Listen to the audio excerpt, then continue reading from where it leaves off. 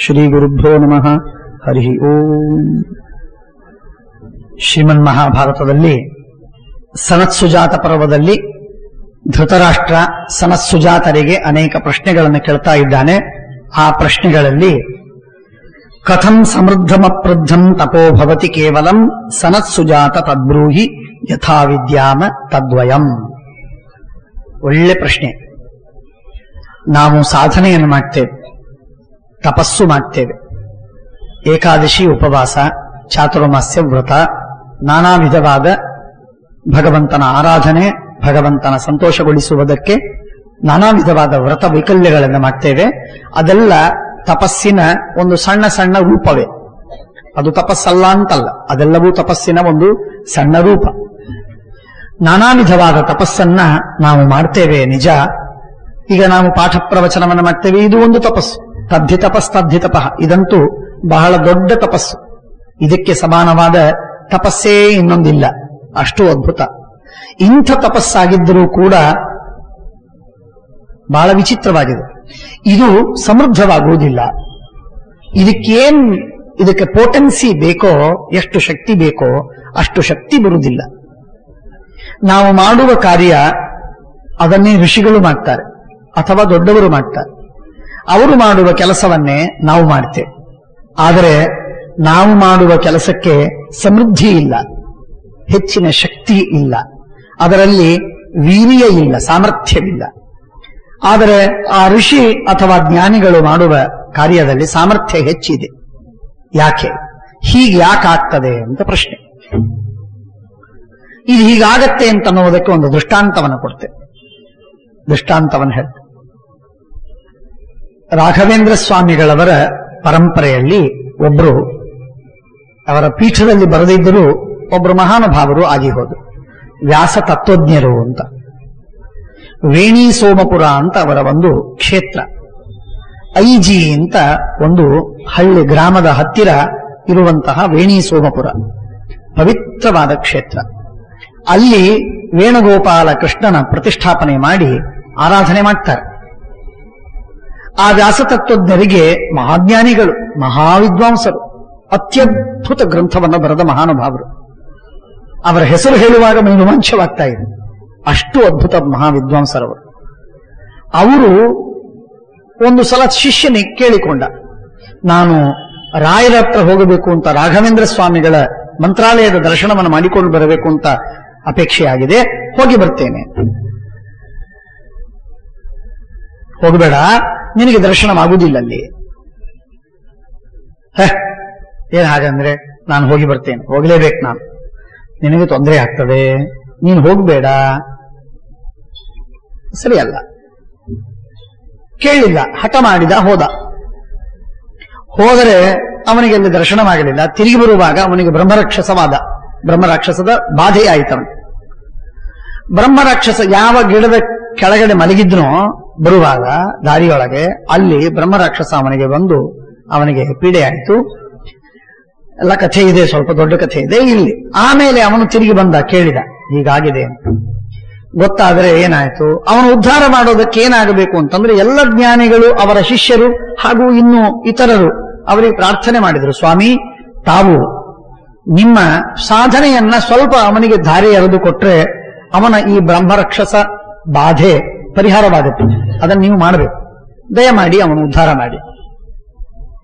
ವ್ಯಾಸತತ್ವಜ್ಞರು ಒಪ್ಪಿಕೊಳ್ಳಿಲ್ಲ. ನಾನು ನಿಷ್ಕಾಮವಾಗಿ ಸಾಧನೆ ಮಾಡಿ ಭಗವಂತನ ಆರಾಧನೆ ಮಾಡಿದ್ದೇನೆ, ಈ ಆರಾಧನೆಯನ್ನ, ಈ ಸಾಧನೆಯನ್ನ ನಾನು ಹೇಗೆ ಈ ಸಣ್ಣ ಕಾರಣಕ್ಕೆ ಕೊಡ್ಲಿ? ಅವನೇನಾದ್ರೂ ಮಾಡಿಕೊಂಡು ಪರಿಹಾರ ಮಾಡಿ, ನಾನು ಅನುಗ್ರಹ ಮಾಡ್ತೇನೆ, ಆದ್ರೆ ನನ್ನ ಪುಣ್ಯವನ್ನ ಅವನಿಗೆ ಕೊಡುವುದಿಲ್ಲ ನಾನು ಅಂತ ವ್ಯಾಸತತ್ವಜ್ಞರು ಹಠ. ಕೊಡ್ಲೇಬೇಕು ನೀವು ಅಂತ ಶಿಷ್ಯರಲ್ಲ ಬೇಡಿಕೆ. ಇವುಗಳ ಮಧ್ಯದಲ್ಲಿ ಒಂದು ದಿನದ ಸಾಧನೆಯನ್ನು ಕೊಡಿ ಸಾಕು. ಆಗುವುದಿಲ್ಲ, ಸಾಧ್ಯವೇ ಇಲ್ಲ. ಎಷ್ಟು ಸಾಧನೆ ಆಗಿರುತ್ತೆ ಒಂದು ದಿವಸಕ್ಕೆ, ಕೊಡುವುದಿಲ್ಲ ನಾನು. ಹಾಗಾದರೆ ಒಂದು ದಿನದ ಸಂಧ್ಯಾ ವಂದನೆಯ ಪುಣ್ಯ ಕೊಡಿ ಸಾಕು.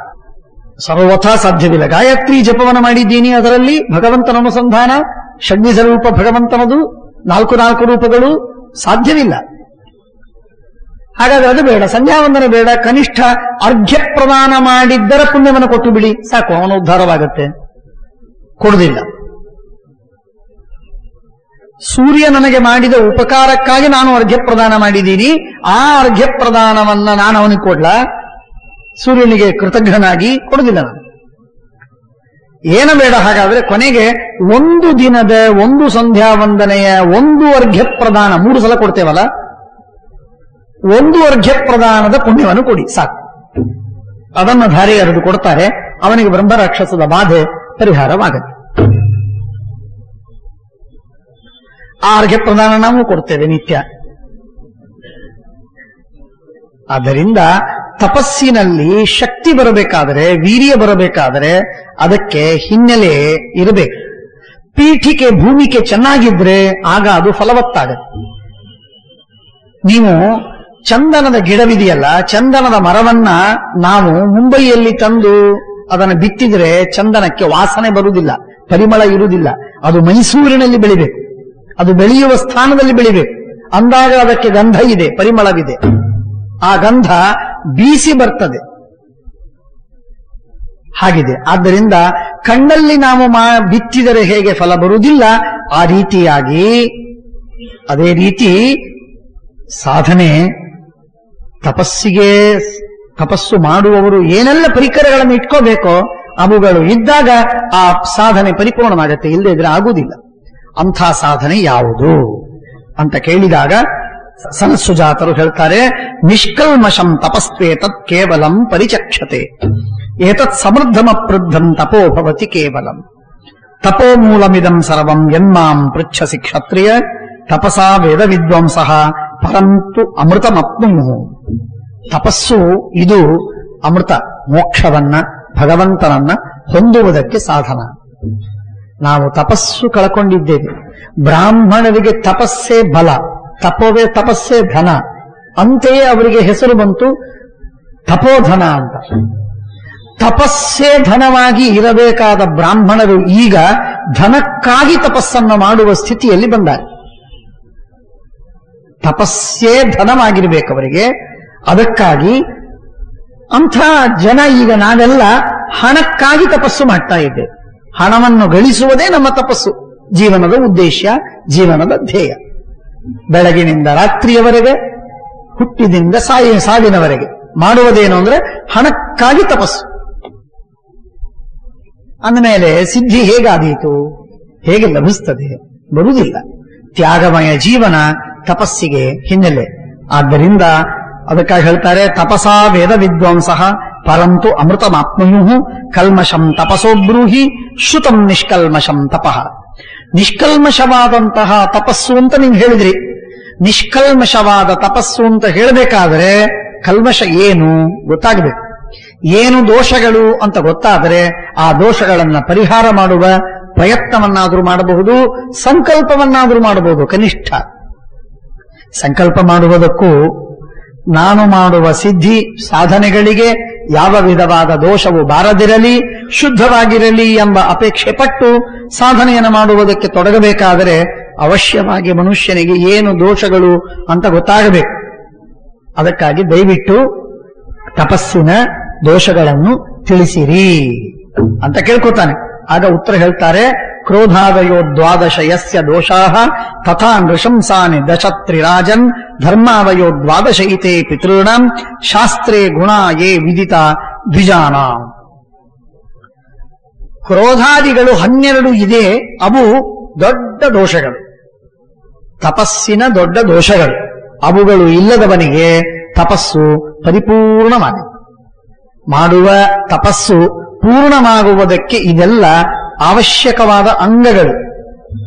ಅಂಗವಿಲ್ಲದೆ ವ್ಯಕ್ತಿ ಪೂರ್ಣನಾಗುವುದಿಲ್ಲ, ಅಪಾಂಗನಾಗ್ತಾನೆ. ಅಪಂಗ ಅಂತ ಇವತ್ತಿನವರು ಕರೀತಾರೆ. ಅಪಂಗ ಶಬ್ದ ಅಲ್ಲ ಅದು. ಅಪಂಗ ಶಬ್ದ ಆಗುವುದೇ ಇಲ್ಲ. ಶಕಂಧ್ವಾದಿಷು ಪರರೂಪಂ ವಾಚ್ಯಂ ಅಲ್ಲೆಲ್ಲ ಇಲ್ಲ. ಅಂಗ, ಅಪಗತ, ಹೋದ ಅಂಗ. ಅಂಗ ಅಂದ್ರೆ ಕೈ, ಕಾಲು ಇತ್ಯಾದಿ. ಅವನು ಅಪಾಂಗ ಅಂತಂದ್ರೆ ಅವನು ಅಂಗ ಇಲ್ಲದವನು, ಅಂಗರಹಿತನಾದವನು. ಇವತ್ತಿನ ಜನರಿಗೆ ದೀರ್ಘನೂ ಗೊತ್ತಿಲ್ಲ, ಹ್ರಸ್ವನೂ ಗೊತ್ತಿಲ್ಲ. ದುರ್ಧ ಅಂತ ಕರೀತಾರೆ. ಎಲ್ಲೇ ನೀವು ಆ ಹಾಲಿನ ಆ ದೊಡ್ಡ ವ್ಯಾನ್ ಹೋಗುತ್ತಲ್ಲ, ನೀವು ನೋಡಿ, ದುಗ್ಧ ಅಂತ ಕರೀತಾರೆ, ದುಗ್ಧ ಅಮೃತ್ ಅಂತ ಬರೀತಾರೆ. ದೂಧ್ ಅಂತನ್ನೋದು ಗೊತ್ತಿಲ್ಲ ಅವನಿಗೆ. ಇಂಥ ವಿಚಿತ್ರವಾದ ಜೀವರಾಶಿಗಳು, ಜಂತುಗಳಿಗೆ ಇವತ್ತಿನವರಿಗೆ ದೀರ್ಘ ಹ್ರಸ್ವಗಳ ಪರಿಜ್ಞಾನವೂ ಇರುವುದಿಲ್ಲ, ಏನೂ ಗೊತ್ತಿಲ್ಲ, ಭಾರಿ ವಿಚಿತ್ರ. ಇಲ್ಲಿ ಅನೌನ್ಸ್ ಮಾಡ್ತಾರೆ, ಸ್ಟೇಷನ್ನಿನ ಮೇಲೆ ನೀವು ನಿಂತ್ಕೊಂಡ್ರೆ ಕೇಳಿಸ್ತಾ ಇರುತ್ತದೆ, ಅಗಾಮಿ ಲೋಕಲ್ CST ಜಾನೆ ವಾಲಿ ಹೈ. ಸಂತೋಷ. ಅಗಾಮಿ ಅಂದ್ರೆ ಏನರ್ಥ ಗೊತ್ತೇನು? ಗಾಮಿ ಅಂದ್ರೆ ಹೋಗುವುದು, ಅಗಾಮಿ ಅಂದ್ರೆ ಹೋಗದಿರುವುದು. ಹೋಗದಿರುವ ಗಾಡಿ CSTಗೆ ಹೋಗುತ್ತೆ ಅಂತಂತಾಳವರು. ತಲೆಗಟ್ಟಿಸ್ಕೊಳ್ಬೇಕು ಅವರಿಗೆ. ಅಂದ್ರೆ ಹ್ರಸ್ವ ದೀರ್ಘಗಳು ಗೊತ್ತಿಲ್ಲದಂತಹ ಜನ ಇವತ್ತು. ಇಷ್ಟು ವಿಚಿತ್ರವಾಗಿದೆ, ಬಹಳ ಭಯಾನಕ. ಏನೇನ್ ಮಾಡಬೇಕು ಗೊತ್ತಾಗೋದಿಲ್ಲ. ಒಬ್ಬೊಬ್ಬರು ಕೆಲವರೆಲ್ಲ ಹೀಗೆ ಕರೆಯೋದು, ಟೆಸ್ಟ್ ಅನ್ನುವುದಕ್ಕೆ ಟೇಸ್ಟ್ ಅಂತ ಕರೀತಾರೆ. ಭಾರಿ ವಿಚಿತ್ರ. ಕೆಲವು ಪ್ರಾದೇಶಿಕ ಜನರಿಗೆ ಟೆಸ್ಟ್ ಅನ್ನುವುದನ್ನ ಬ್ಲಡ್ ಟೆಸ್ಟ್ ಮಾಡಿದ್ರೆ ಏನು ಅಂತ ಕೇಳುವುದಕ್ಕೆ ಬ್ಲಡ್ ಟೇಸ್ಟ್ ಮಾಡಿದ್ರೆ ಏನು ಅಂತ ಕೇಳ್ತಾರೆ. ಪೆನ್ ಅಂತ ಕರೀಲಿಕ್ಕೆ ಬರುವುದಿಲ್ಲ ಅವರಿಗೆ, ಪೇನ್ ಅಂತ ಅಂತಾರೆ, ನೋವು ಅಂತ ಅರ್ಥ. ನನಗೊಂದು ಮಳೆ ಪೆನ್ ದ್ಯಾ ಅಂತ ಅನ್ನಂಗಿಲ್ಲ ಅನ್ನೋದಿಲ್ಲ ಅವರು, ಪೇನ್ ದ್ಯಾ ಅಂತಂತಾರೆ. ಪೇನ್ ಕೊಡೋದೇನು, ದುಃಖ ಕೊಡೋದ ಅವನಿಗೆ. ಅಂದ್ರೆ ಹ್ರಸ್ವ ದೀರ್ಘಗಳು ಗೊತ್ತಿಲ್ಲದ ಜನರಿಗೆ ವ್ಯವಹಾರ ಹೇಗೆ ಮಾಡೋದು ಕಷ್ಟವಾಗುತ್ತೆ. ಇರಲಿ. ಹಾಗಾಗಿ ಅಪಾಂಗ ಶಬ್ದ ಏನು? ಅಪಾಂಗ, ಅಂಗ, ಅಂಗ ಇಲ್ಲದವ ಅಂತ ಅರ್ಥ. ಹಾಗಾಗಿ ಅಪಾಂಗರಾದವರು ಯಾವ ರೀತಿಯಾಗಿ ಜೀವರಾಶಿಗಳು ಓಡಾಡೋದಕ್ಕಾಗುವುದಿಲ್ಲ, ಕೆಲಸ ಮಾಡ್ಲಿಕ್ಕಾಗುವುದಿಲ್ಲ, ಇತ್ಯಾದಿ ಇತ್ಯಾದಿ. ಹಾಗೆ ನಮ್ಮ ತಪಸ್ಸು ಕೂಡ ಅಂಗರಹಿತವಾಗಬಾರದು, ವ್ಯಂಗವಾಗಬಾರದು, ಅಪಾಂಗವಾಗಬಾರದು, ಪರಿಪೂರ್ಣಾಂಗವಾಗಿರಬೇಕು, ಸಾಂಗವಾಗಿರಬೇಕು. ಅದಕ್ಕಾಗಿ ಹೇಳ್ತಾರೆ ಅಂಗಗಳು ಕ್ರೋಧ, ಕಾಮ. ಕಾಮಕ್ರೋಧಗಳು ಇದು ಮೊಟ್ಟ ಮೊದಲಿನ ತಪಸ್ಸಿನ ದೋಷಗಳು. ಕಾಮಕ್ರೋಧಗಳು ತಪಸ್ಸಿನ ದೊಡ್ಡ ದೋಷಗಳು. ಆ ದೋಷಗಳನ್ನ ಪರಿಹಾರ ಮಾಡಿದರೆ ಮಾತ್ರ ತಪಸ್ಸು ಎಂದುಕೊಳ್ಳುವುದಕ್ಕಾಗತ್ತೆ, ಇಲ್ಲದೆ ಇದ್ರೂ ಇಲ್ಲ.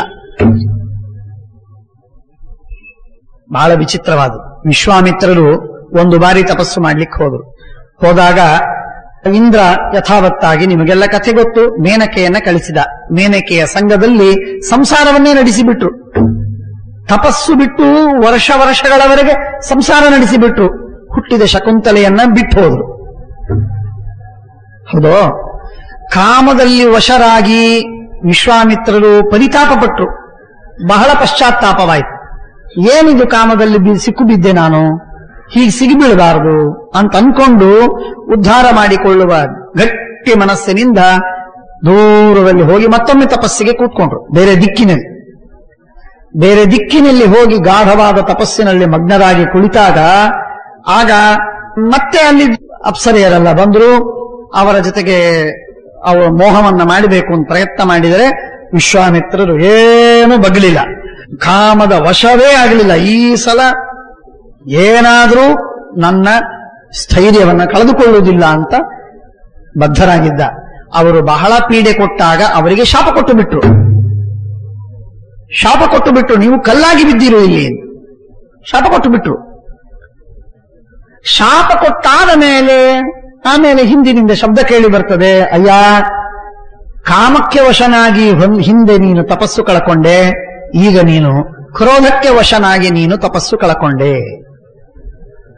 ಮತ್ತೆ ಪಶ್ಚಾತ್ತಾಪವ, ಛೇ ನಾನು ಗಳಿಸಿದ ತಪಸ್ಸೆಲ್ಲ ಸಿಟ್ಟಿನ ಭರದಲ್ಲಿ ಹೋಗಿಬಿಟ್ಟಲ್ಲ.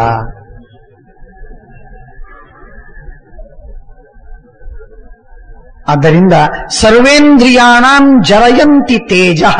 ಕಾಮ, ಭೋಗ, ಲಾಲಸೆ, ನಾನಾ ವಿಧವಾದ ಆ ವಿಷಯಾಸಕ್ತಿ ಇದು ನಮ್ಮ ಇಂದ್ರಿಯಗಳ ಶಕ್ತಿಯನ್ನ, ತೇಜಸ್ಸನ್ನ ಹಾಳು ಮಾಡ್ತದೆ, ಹಾಳುಗಳಿಸ್ತದೆ. ಆದ್ದರಿಂದ ಸಿಟ್ಟಿಗೆ ವಶನಾಗಬೇಡ, ಕ್ರೋಧ ನಿನ್ನಲ್ಲಿ ಬರುವುದು ಬೇಡ. ಕ್ರೋಧ ನಿಗ್ರಹವನ್ನು ಮಾಡು, ಕಾಮ ನಿಗ್ರಹವನ್ನು ಮಾಡು, ಭೋಗ ಮಾಡದಿರು ಎಂಬುದಾಗಿ ಶಾಸ್ತ್ರ ನಮಗೆ ಹೇಳ್ತದೆ. ಹಾಗಾಗಿ ಕ್ರೋಧ ಕಾಮ ಲೋಭ ಮೋಹಂ ವಿಜಿತ್ಸಾ. ಹಾಗೆ ಮಾಡಬೇಕು, ಹೀಗೆ ಮಾಡಬೇಕು, ಇದು ಆಗಬೇಕು, ಅದು ಮಾಡಬೇಕು ಎಂದು ನಾನಾ ವಿಧವಾದಂತಹ ಸಂಕಲ್ಪಗಳು, ನಾನಾ ವಿಧವಾದ ಕಾರ್ಯಕ್ರಮಗಳು, 100 ಕಾರ್ಯಕ್ರಮಗಳನ್ನು ಇಟ್ಕೋತಾನೆ. ಇದೆಲ್ಲ ಮಾಡಬೇಕು, ಅದೆಲ್ಲ ಮಾಡಬೇಕು ಅಂತ ಎಷ್ಟೆಷ್ಟು ಹೆಚ್ಚಿನ ಕಾರ್ಯವನ್ನು ಇಟ್ಕೋತಾನೋ ಅಷ್ಟೆಲ್ಲ ತಪಸ್ಸಿಗೆ ವಿಘ್ನ. ಅದು ಕಾರ್ಯಗಳನ್ನ ಹೆಚ್ಚಿಟ್ಕೊಳ್ಳಿಕ್ಕಿಲ್ಲ. ಎಷ್ಟು ಸಂಕೋಚವಾಗತ್ತೋ ಅನಿವಾರ್ಯವೋ ಅಷ್ಟನ್ನೇ ಮಾಡುವುದು. ಹೆಚ್ಚಿನ ಕೆಲಸವನ್ನ ಕೈಗೊಂಡ ಮನುಷ್ಯನಿಗೆ ತಪಸ್ಸು ಕೈಗೂಡುವುದಿಲ್ಲ. ವಿಧಿತ್ಸ, ಮಾಡಬೇಕೆಂಬಂತಹ ಇಚ್ಛೆ, ವಿಧಾತುಮಿಚ್ಛ. ಅಕೃಪಾ, ಯಾರೋ ಒಬ್ಬ ಬಂದ, ದಯಮಾಡಿ ಸ್ವಾಮಿ ನನಗೆ ಬಹಳ ಕಷ್ಟ ಬಂದಿದೆ, ನನಗೆ ದಯಮಾಡಿ ಅಂತ ಹೇಳಿದಾಗ ಒಳ್ಳೆಯದಾಗಲಿ ಅಂತ ಅವರ ಬಗ್ಗೆ ಮನಸ್ಸಿನಲ್ಲಿ ಕೃಪೆ ಬರದಿದ್ರೆ ಅವನ ತಪಸ್ಸು ಹಾಳಾಯಿತು. ದಯೆ ಮಾಡದೇ ಇದ್ರೆ ಅವನ ತಪಸ್ಸು ಹಾಳಾಯಿತು, ಕೃಪೆ ಮಾಡದಿದ್ದರೆ. ಅಸೂಯ, ಅವನು ಅಷ್ಟು ತಪಸ್ಸು ಮಾಡ್ತಾ ಇದ್ದಾನಲ್ಲ, ಅವನು ಅಷ್ಟು ಗಳಿಸಿದ್ದಾನಲ್ಲ, ಇಷ್ಟು ಶ್ರೀಮಂತನಾಗಿದ್ದಾನಲ್ಲ, ಅಸೂಯೆ ಪಟ್ರೆ ನಿನ್ನ ತಪಸ್ಸು ಹೋಯ್ತು.